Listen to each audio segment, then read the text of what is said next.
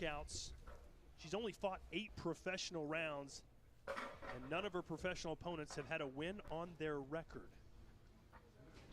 And that's the reason I think Estrada should end this quickly. Atkins reluctant to come out of her corner. Ada left a 1, 2, 3, 4. It was Lamb versus Lion. It is over. One of the quickest knockouts in women's boxing history. You witnessed it live here on DAZN.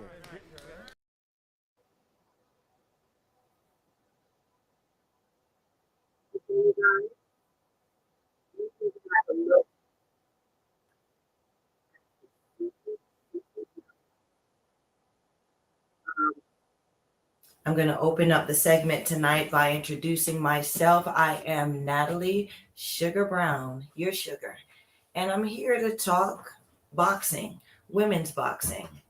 Tonight is a pretty deep topic. I'll be talking about what I call the black eye of women's boxing. And I call it the black eye because it's something that is so apparent. It's on the face of what we are, but yet no one sees it. And it's a thing that's so important because now it's starting to really affect the lives of women who are trying to achieve a dream, and then they get taken advantage of because of that vulnerability in going after your dream. So we're going to do some real talk about women's boxing. The clip at the beginning of the show or the segment is Senicia Estrada's 7-second knockout versus her opponent. Goodness. I'll remember that a little bit down in the show. My apologies. But the thing about it is, I don't want to focus on the opponent. I want to focus on the encounter, what happened. And I want to break that down to the audience. I want you guys to understand what you've witnessed in 7 seconds. So in 7 seconds, no one saw the fact that this woman who was on the other side of the ring across from Senicia was clearly not prepared for what she signed up for. And that is the start of it. So in 7 seconds, you guys are looking at weeks and months of a matchmaker finding the right opponent, the right prey to make the fighter look good, in this case, Senicia. And you guys, if you've been tuning in on Sugar's segments, you'll see I actually really like Senicia Estrada. She's one of my favorite fighters out right now currently. That girl can fight. She can box, which is why I'm so disappointed in how her handlers, the promoter, and everyone around has put her in this light of predatory behavior. This is prevalent in women's boxing. So like I said, weeks and months of a matchmaker, and there are many of them out there, finding the right opponent to be slaughtered. Not finding the right opponent to challenge Senicia, to make Senicia rise to her best, because everyone knows, or if you don't know, I'm going to tell you this. In order to grow, you have to extend outside of yourself. Someone has to take you there. Something has to take you there. And it may not feel good at the time, but growth is, when you look back at it, you know that's that shit that made you. If you didn't go through that process, if you didn't do that to expand your wings, you wouldn't have reached that pinnacle point of growth in getting to the next level. There was no growth in that 7-second knockout. And where there's no growth, especially in grooming a champion, it starts to become a hollow mirage.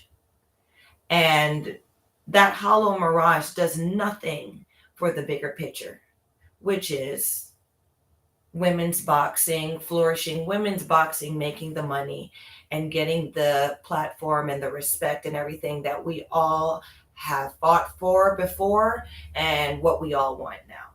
So everyone talks about, oh, we need to have equal pay. Oh, we need to do equal amount of rounds. All of these things, all of these ingredients that our male counterparts have actually earned. Now, I'm not saying that we haven't earned our place in boxing, but what I am saying is there has to be consistency of certain things in order for us to get the fruits of it, or in order for future generations of women fighters to bear the or gain from the fruits of what we've done. Now, I want to say this initially. Female boxing or women's boxing has a wonderful, rich history. I'm telling you guys about it, but you can look it up on your own. Sugar will certainly take you through, though. I love talking about it because it's something that I wear as a badge. It's something that gives me pride for the years that I've devoted to being that. It's something that, as a crone now, gives me pride to know that I have earned my stripes in an industry that has such great history, that has fought and had so many wonderful gains that I've been a part of. Now, going back to my point, a matchmaker looked weeks and months for the perfect opponent to stand in there and get knocked out like she did in 7 seconds. Now I'm going to say this. Yes, we sign up for it in female boxing. And yes, we're all adults and we all make our decisions in doing that. But like I said, there has to be some kind of moral thread in our industry. Something that, a moral code that we all must be accountable for. And that's what's missing in women's boxing right now. And that's why we don't get the respect. A lot of my sisters out there, my peers, and a lot of fans who actually love us, but they say this at the same time. She just slaughtered so-and-so, or, it's boring to watch. Yes, it's boring to watch because the matchmakers, the promoters, the fighters who we have expectations of are not extending themselves. And fighting is not baking. Fighting is not golf. Fighting ain't patty cake. Fighting's a fight. Fighting is testing someone else's will. Fighting is stepping up and being sure that you got what it takes to be the baddest mojo, Emma Effa, out here and welcoming the challenge of someone testing you for that. Now everyone has a belt where there wasn't belts before. Now everyone's is the greatest. Now every fight is mega. But is it? Not really. And I want the fans to understand what's going on. So let's revisit what that moral code, or what moral code means. Okay, a moral code is a consistent set of rules prescribing righteous behavior accepted by a person or by a group of people. Why is a moral code important? It's important because it lays the guidelines and the rules of behavior and principles of right and wrong. Now, Sugar says, and everyone says, there's really no rules in a fight. But there is right and wrong. Fighting someone or picking a fight with someone who you know cannot defend themselves, who you know has not prepared or is not prepared for what you can do to them, is wrong. That's the black eye. That's what a lot of these ladies are doing now. I call them paper tigers, paper champions. They're out there. They're your they're in your top 10. They're in your top 5. Look at her record. Yeah, she's great. Yeah, she's cute on a poster. Okay, but does a champion pick on people who are not prepared to defend themselves? And this is all about being a champion. I don't care about a belt. As a matter of fact, I got several belts in my closet. Some go with my outfit and some I've won. They're all the same because I got them. Sugar. And Sugar ain't never signed somebody up or stepped to somebody who wasn't prepared. Sugar had never accepted a fight from somebody who wasn't a challenge. And that's why I walk with my head high outside of the ring and into the ring, because I have respect for the woman across the ring from me. Respect enough for her respect enough to know that she is a challenge. She is worthy of standing in here with me. She's dangerous, and I'm going to slay her. Or she'll slay me. And if she slays me, I'm good with that, because that means she was bad enough to do that. That means she was prepared to do that. That is the moral fiber and the moral code of being a fighter, male or female. Now, when you sign up for a fight, a lot of people don't realize this, but every fight you sign your life on that dotted line, because you're not guaranteed to leave that fight the way you walked in. People take that for granted, especially in boxing. To prepare for a fight, several rounds of sparring, several hurts, several knocked brains sometimes being knocked around. Okay, I hear this saying out there: we want to protect the pretty.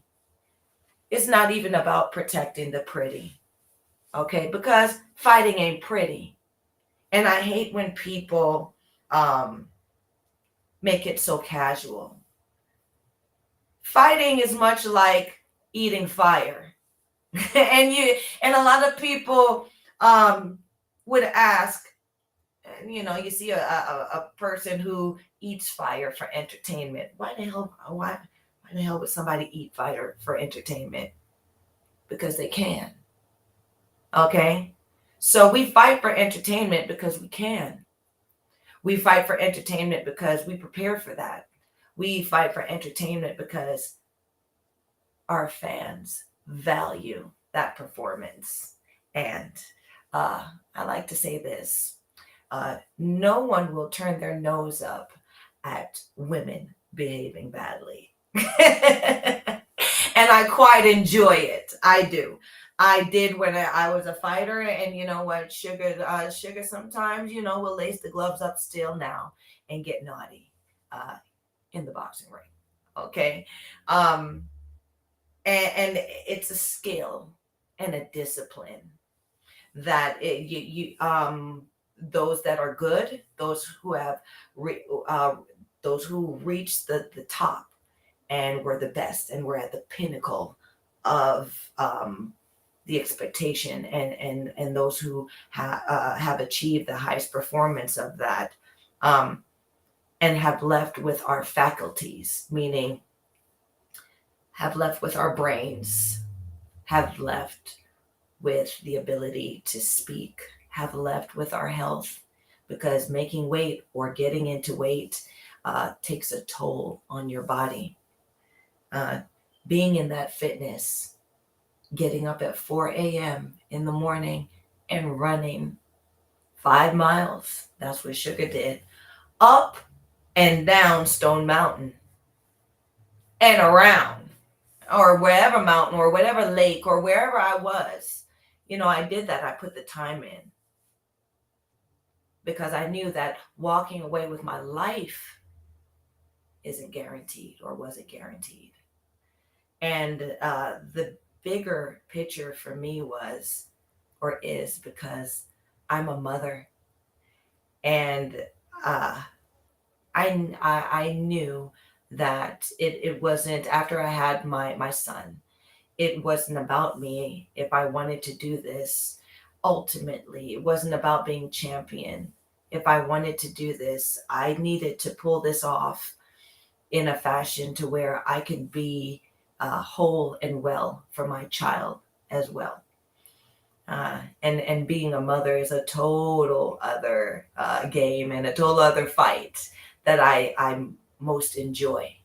And I most enjoy the benefits of that as well. But we are women, we fight.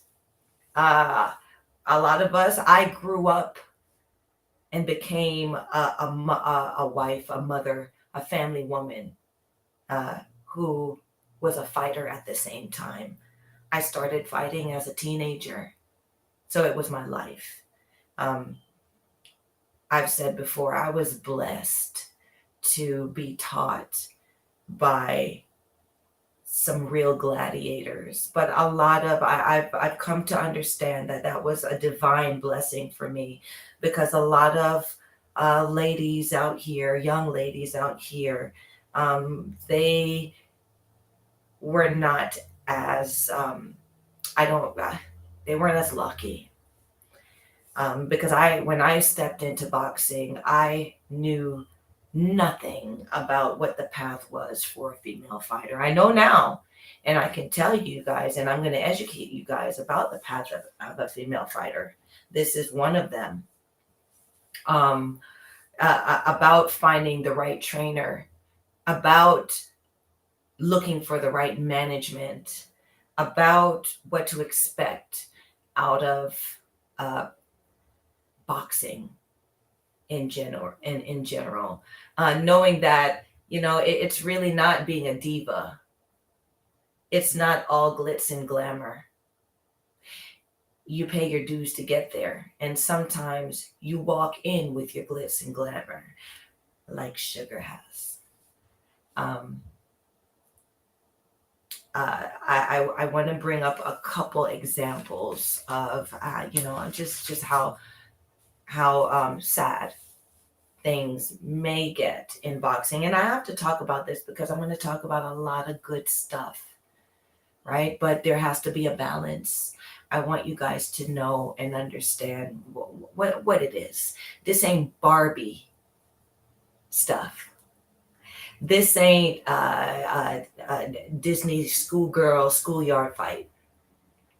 This is real stuff. Women have died.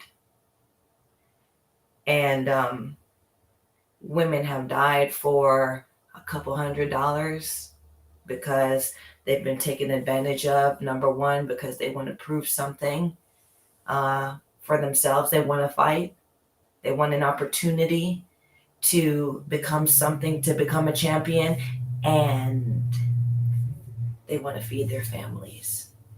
So just honorable mention to some of these ladies. Findil, please forgive me if I don't pronounce the names right, but they're there, and I want you to look them up. Findil Muelaz, let's just say that. She was 31 years old, and she was one of the first cases of female fighter who actually died in the ring. And like I said, matchmaker, promoter, manager, spent weeks and months looking for this woman, for her to be an opponent, and ultimately lose her life in the ring. And the accountability, yes, we do take tests, and sometimes they'll look at the tests and say, oh, okay, you know, she got an MRI, she got a EKG and all of that stuff. But most of the time, that doesn't happen. They'll fly someone in from another country, maybe an impoverished country, maybe a country that may not have those standards. And these ladies are now taken advantage of, and they ultimately lose their life. Okay, so Findil is an African fighter. She fought out of Soweto, and she fought in her bout and fell into a coma. She fell into a coma from the constant bludgeoning and impact of that fight. And so I'll have to hold accountability also to the ref. And you'll hear Sugar say this a lot. A lot of refs are slime balls. If you look at fights, and I'm going to do a segment on that, watch the ref, because refs also operate in the ring because they want their. I always say this, and my coach, one of my coaches said this as well. My coach Jerome Coffey, who was also a world-rated fighter, he said, Natalie, when you get in the ring, you think you're fighting one other person, but you're fighting two people. You're fighting them, and you're fighting the ref. You never know who's going to be on your side. Trust no one. So be prepared. Don't depend on the ref to separate you. Don't depend on the ref to call a foul. Don't depend on the ref to be fair, because a fight ain't never fair. And thank you, Jerome Coffey, because that mentality was what made me maintain my safety and health in all the rounds I've ever fought and sparred in boxing. You have to protect yourself at all times. And knowing that you got to look out for you makes the spider senses tingle and makes you more aware of preserving yourself. And I do that. I've learned to do that as a fighter, and I also learned to do that outside of the ring as well, right? Not to say that, I don't trust anyone, or I feel like everyone will bring harm to me.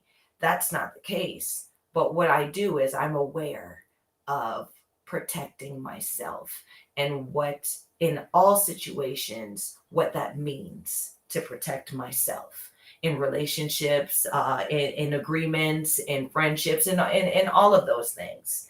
And not to say that, you know, I'm a champion of it all, but I'm happy with I'm happy with the deals that I make inside the ring and outside the ring. And it's just, those are just all hard won perspective that I've gotten from my experience as a fighter, my coaching, the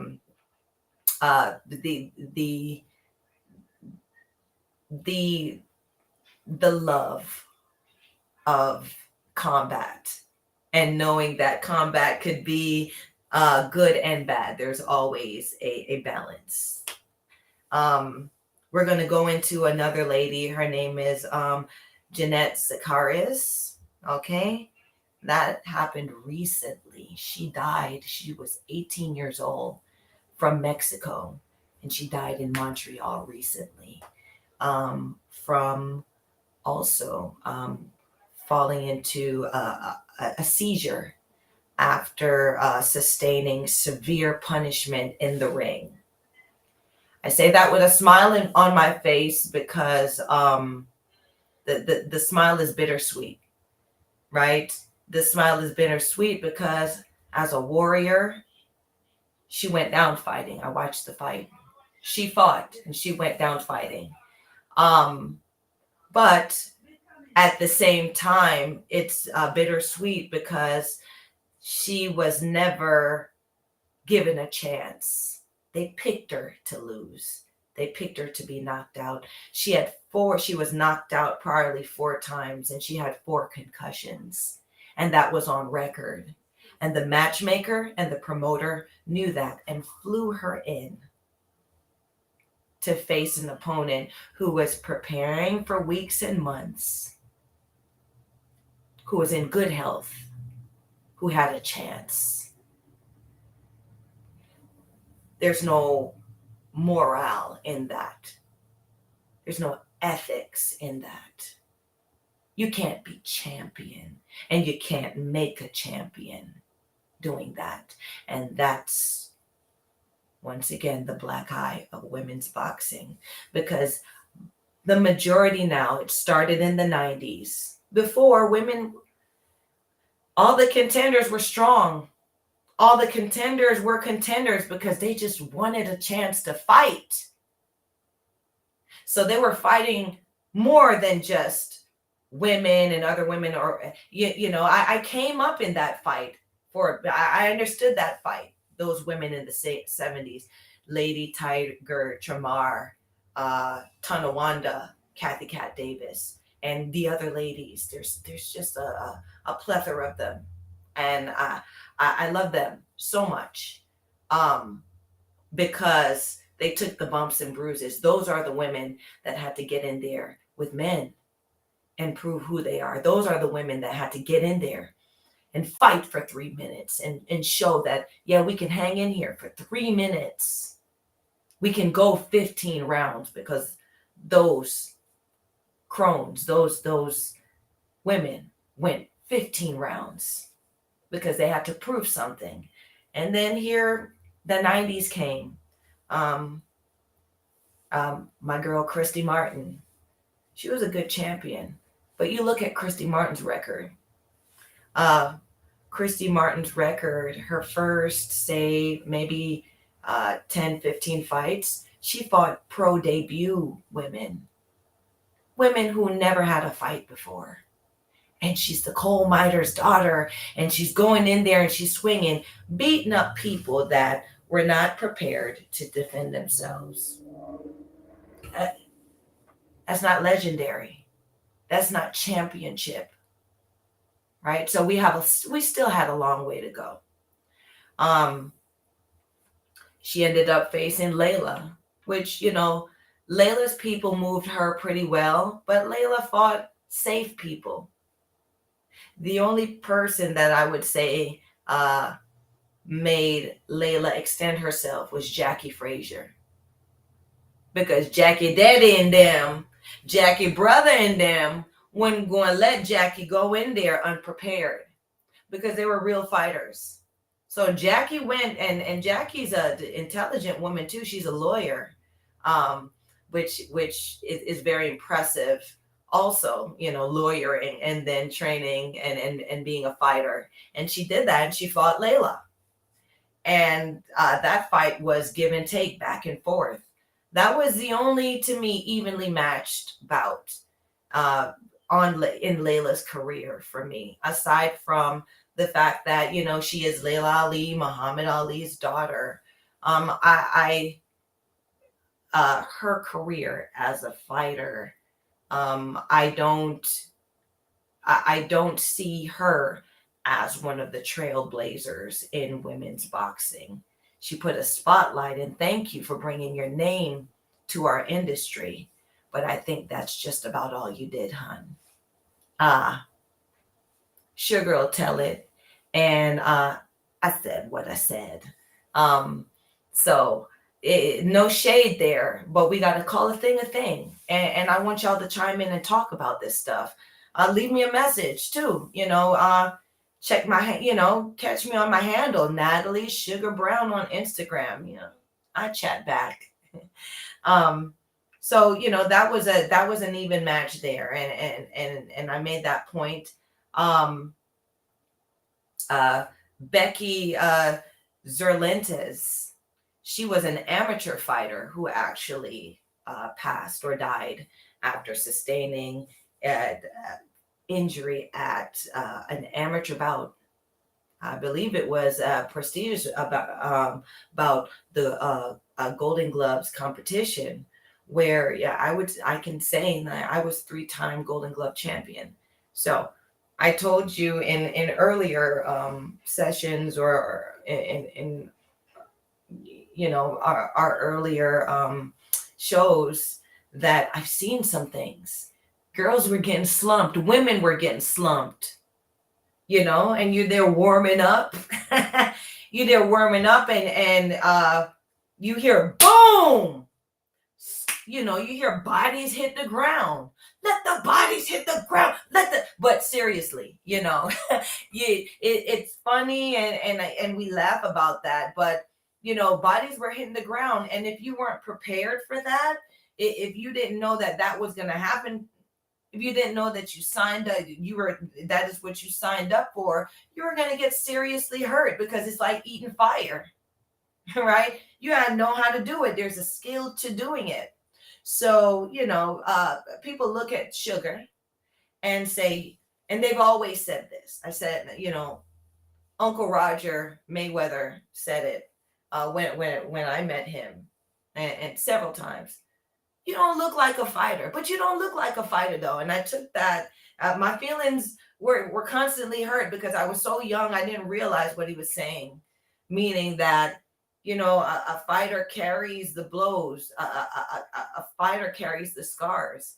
And I was so respectful, and I was so aware of what I needed to do to protect myself at all times, that the discipline I perfected. I would say I perfected the discipline of protecting myself at all times in the ring.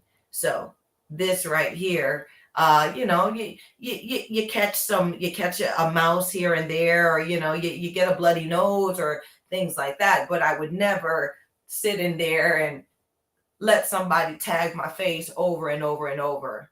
Hey, Vinny Ollie Beaton. Thanks for chiming in, baby. Thanks for coming to see me. And Sugar's here every Wednesday night at 7:30. And Sugar loved to chat, and Sugar loves everyone that shows up with her. But going back to my point, what I said, okay? Going back to the point of getting hit, standing there and getting hit. People glorify that. There are guys that wake up one morning and say, I'm sorry for the voice, but I'm going to be a coach. Yeah, I'm going to be a coach. Get up one morning, they get the pads, because you can order all that shit off Amazon now, right? So they walk in with all the bells and whistles, and someone who doesn't know, someone who's vulnerable, walks into the gym or walks into a situation where they see him with all of this stuff, and they believe that this person can prepare them for someone who will assault them, someone who will take them apart, someone who can severely damage them for the rest of their life, right? You know, you walk into a hospital or you walk down the street and you see somebody with a white coat on, you don't assume that they're a doctor. You don't assume that they're a surgeon. You ain't going to let them open your chest and look at your heart or split your head open and do brain surgery on you. It's the same thing in boxing. And we have to normalize the moral code in that. Understanding that you got to, I mean, there's research that needs to be done. Now we have Google, you know, but there are a lot of people out there that you say, well, back in the day when I used to fight, when? You ain't never had a fight. You ain't never fought in the schoolyard, punk. There are several, I've run into several phonies that, oh, yeah, you fought? When? Where? And then I start asking the questions because, you know, they think sugar, they think sugar just looks sweet. They don't know that sugar got that gang. You know what I'm saying? And I'm like, you a fraud. Because sugar, I'll tell you this. Sugar is always sweet, right? But you ain't going to pour powdered sugar on a turd and tell me it's a donut. It's still some shit, right? And so I'll call you on your shit. Yeah, right. Sugar ain't never been afraid to call it like it is, because I am, and I get this from my moral code. I get that. Thank you, Daddy. Thank you, Mommy. Thank you, all my coaches, Coach Sergey, Jerome, Johnny Gant, you know, Grandma. All of these people in my life had a very strong moral and ethical thread that that became so so much a part of me that it's in my DNA. You know, this now has been transferred to my own child, and it'll be transferred to my little sugars, my little grandkids, and whoever it is. I relish the thought of one day one of my grandchildren, or even great grandchildren, saying, my grandmama was a champion. My grandmama boxed. I think that's hard as hell. You know what I'm saying? Because growing up, I used to hear kids boast about, my granddaddy box. My dad used to box. And now mama can do it too. Mama's, you know, I'm one of the mamas. I'm one of the first mamas that was whooping ass out here. Google it. All right. So, you know, just chatting with y'all. Chime in however you want to chime in. But bringing up the fact that, you know, these guys will wake up one morning and then you go, they say they're going to be a trainer. You walk in the gym, or you somehow you find them, or they got the tattoos, they got the hat, or whatever costume they're wearing, because now they look tough. They look tough. And say you're a fighter, or you want to fight, and you're vulnerable that way, because anybody who walks into that environment is vulnerable. You're walking into a sea of sharks when you walk into a boxing gym, because everyone is sizing you up. Everyone's looking at you.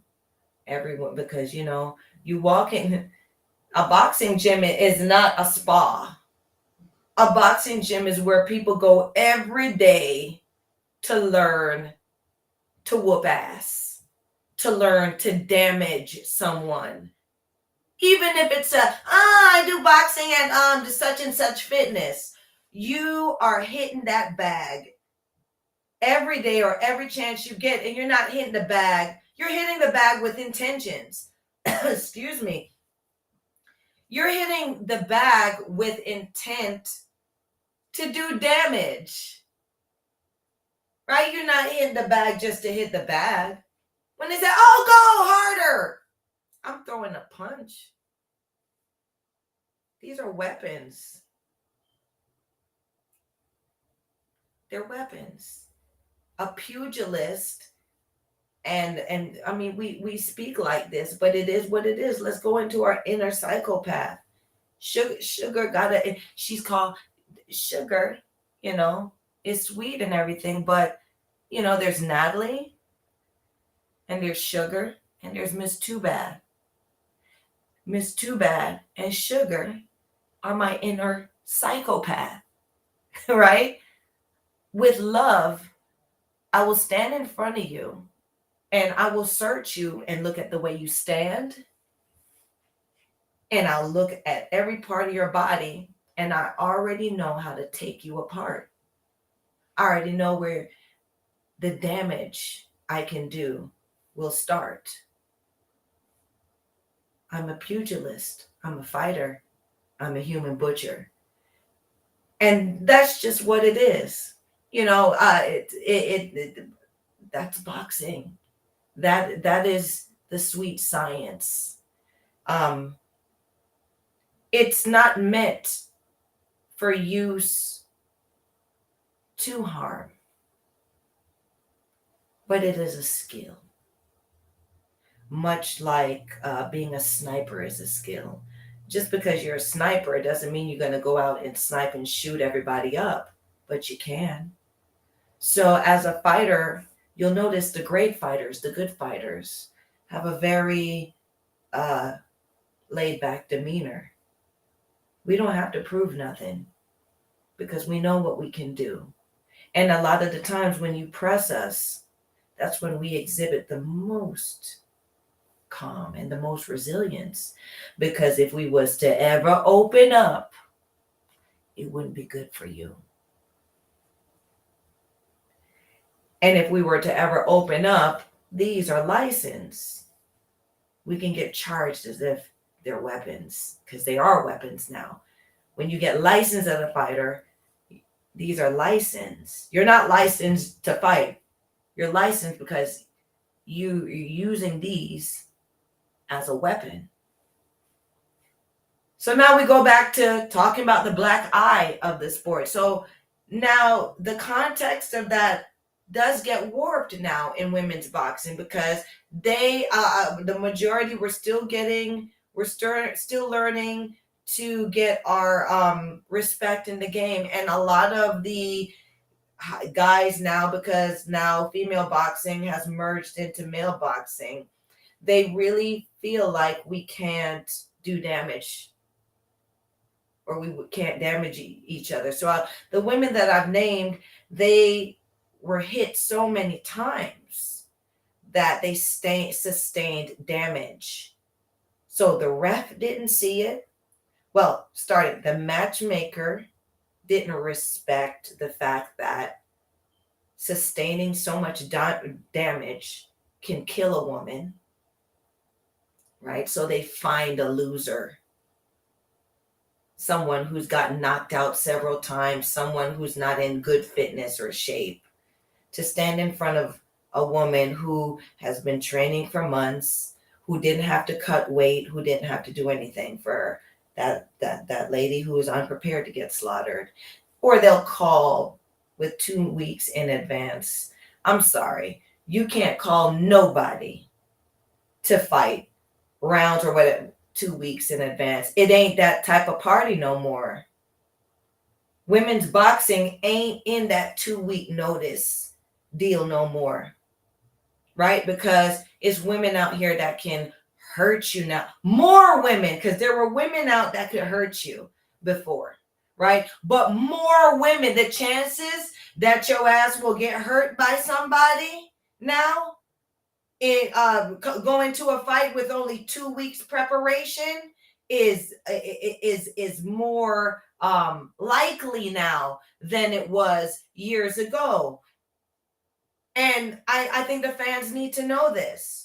So looking at that clip initially, when they said, you know, they called that girl, that opponent, Sinicia's opponent, 2 weeks notice, and they said, they're telling you the truth. They're telling you what you're looking at. You're looking at a woman who has had 8 fights against, and none of her opponents have winning records. And she's probably had less than 10 fights. And she's standing in front of a killer, Sinicia Estrada, who is 18-0. who has fought an Olympian. I think she fought, yeah, who just recently fought an Olympian and stopped her. The opponent, you know, you got to protect yourself at all times. That opponent's coach, I think it was her husband, allowed her to sign up for that. It's the black eye, right? There's no, women go into this thing thinking that people are going to look out for them, that boxing is a sport that is a gentleman. I always call boxing the jealous boyfriend or the jealous girlfriend, right? Boxing is no gentleman. There's no gentleman or gentlewomanship in that. We're all psychopaths. And we get together and we meet up to see who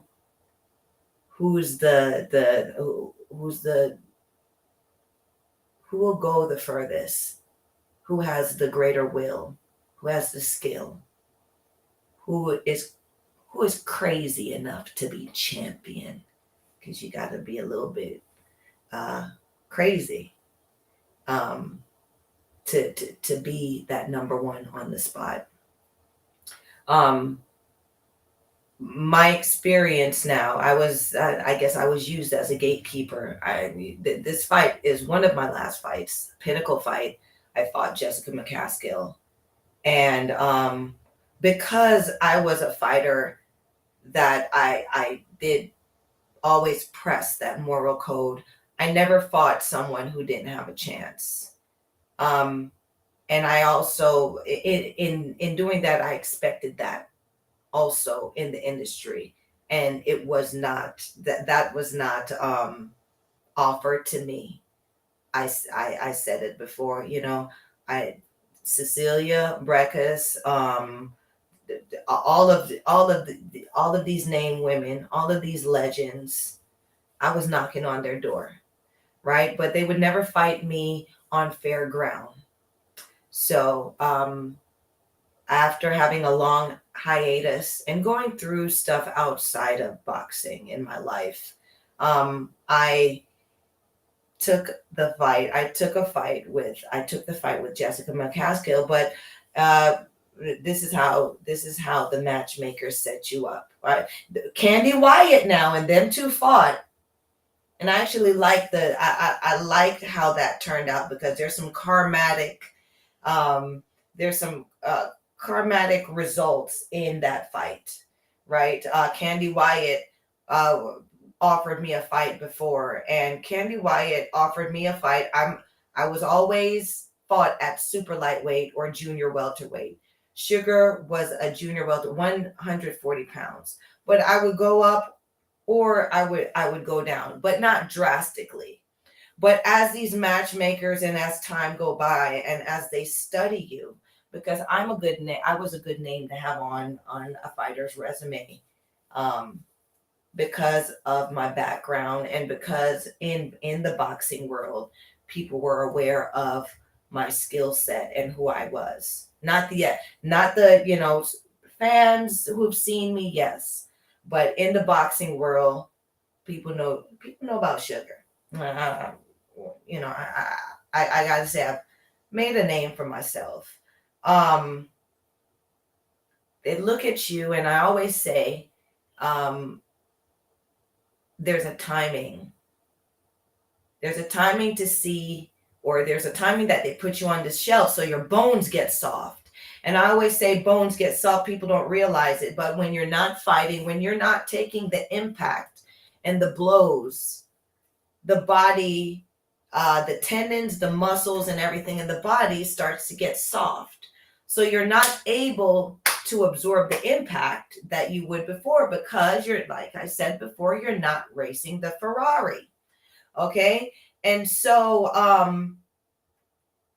coming out of that hiatus, I was ripe for the picking. So Candy Wyatt offered me a fight previously.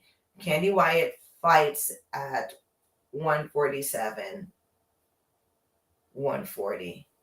but Candy Wyatt never weighs in at fight weight. So you're an opponent, or you get the challenger, you sign the contract, and this is what they do because this is worth it to them, right? It's worth it this way. You go, you do what you need to do to make weight because you have a reputation. I've never showed up overweight.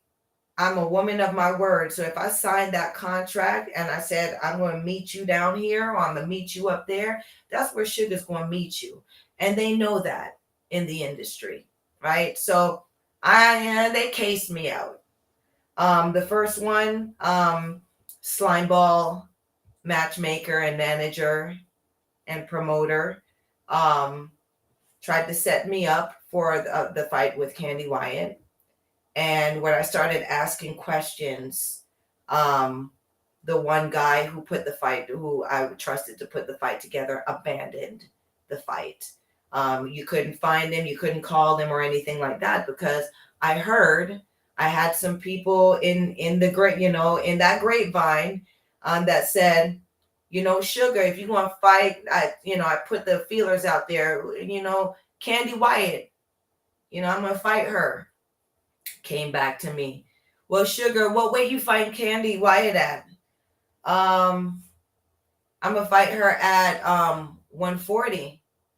They said, no, you couldn't be fighting Candy Wyatt at 140 because Candy Wyatt fights at 147 and she never shows up on weight at 147. She shows up overweight, and she makes it an ultimatum for the opponent. Either you fight me or you go home. Or, okay, you don't fight me. Okay, I'll give you a couple $100 off my purse.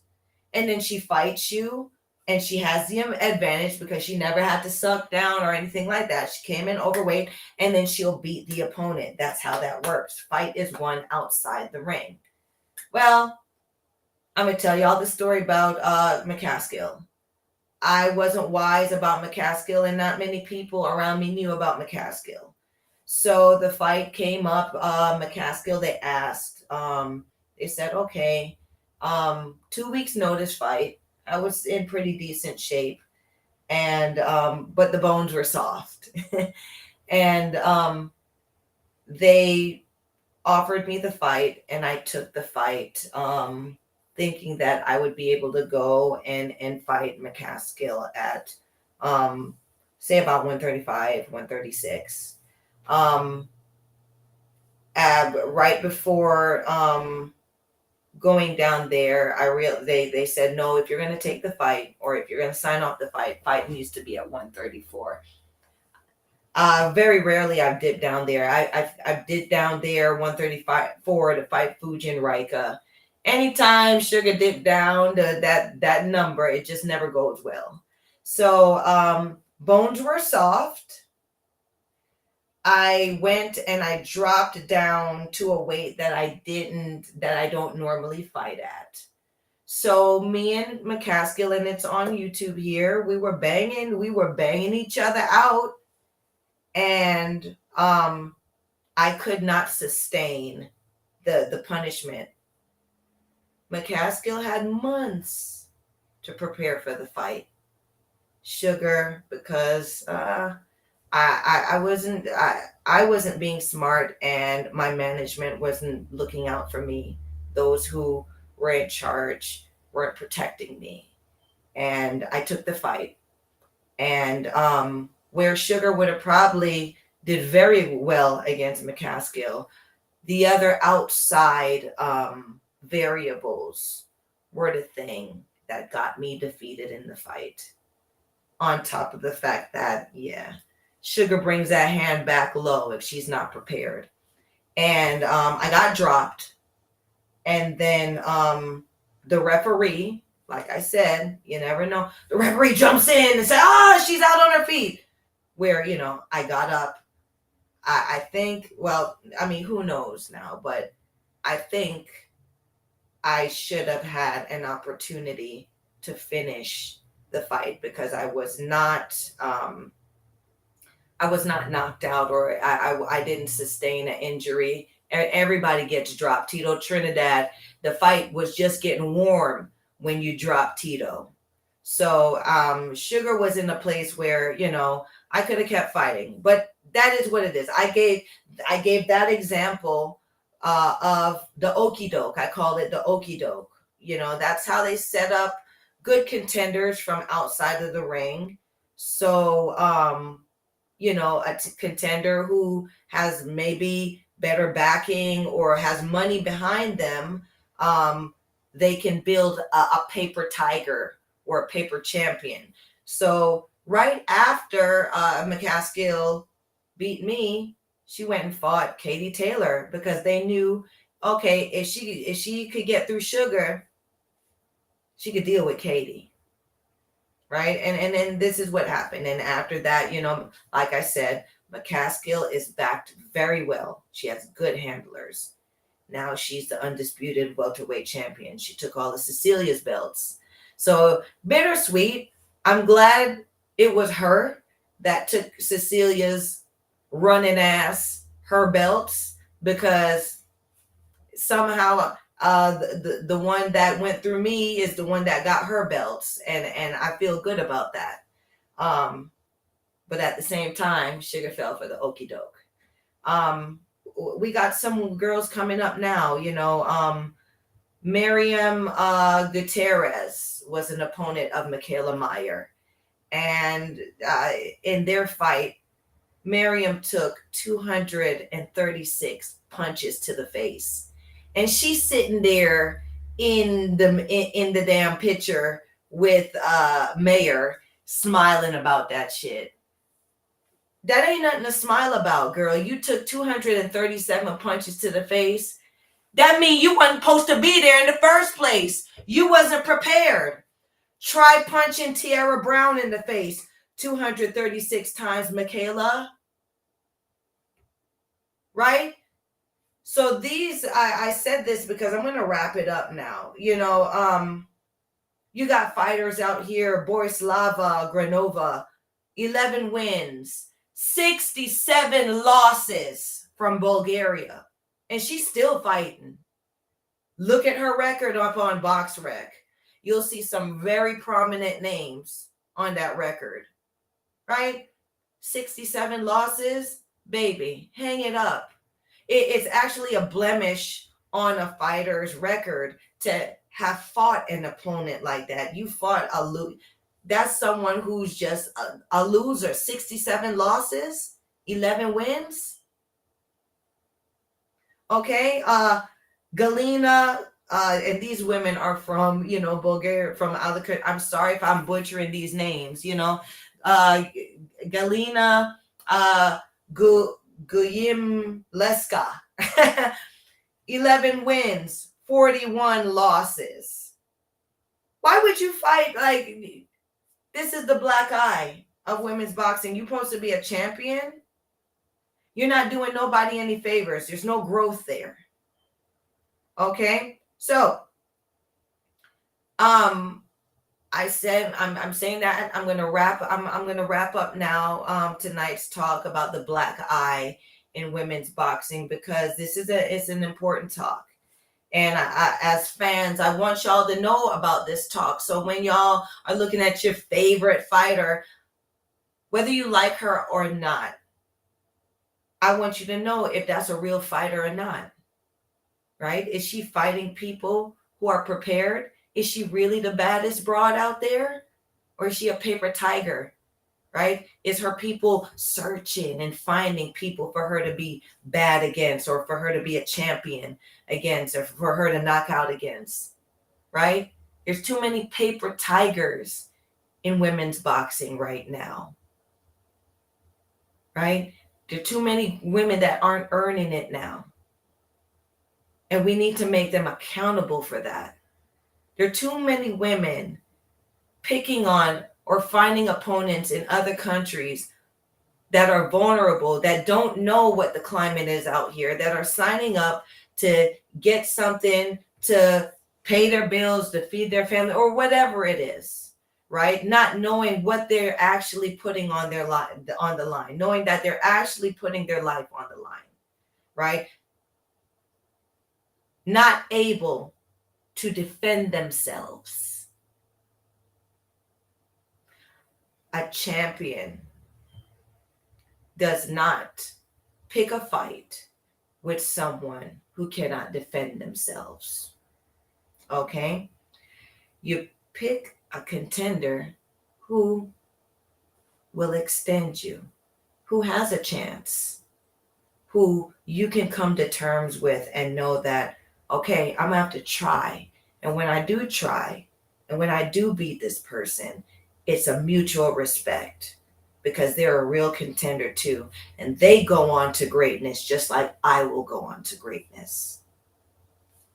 So, my sugars, like, subscribe, share, a little sweetness, right? Share this sugar. Show up here on Wednesdays at 7:30. Same time, same place. I'm here. The next topic we're going to talk about is we're going to talk about the female boxing's mega fights. And mega fights meaning the steps that were made for these women to do what they do in the ring right now. And you know what? I'm going to also ask the guys if I could chime in this Friday because there were some fights that happened over the weekend that we need to really speak about.